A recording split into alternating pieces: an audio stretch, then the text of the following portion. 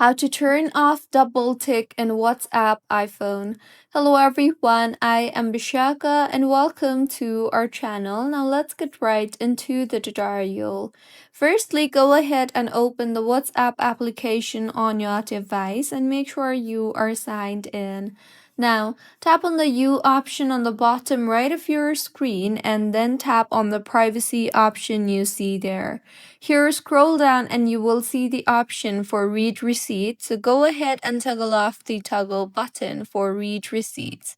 With this, you won't be able to see the read receipts from people, neither the people will be able to see your read receipts. You can then go ahead and enable airplane mode and then open WhatsApp and read messages and then close WhatsApp completely again. And with this, people will not know that you have read their messages. So this was about how you can turn off double tick in WhatsApp iPhone. If you find this tutorial helpful, please like the video and do comment if you have any queries.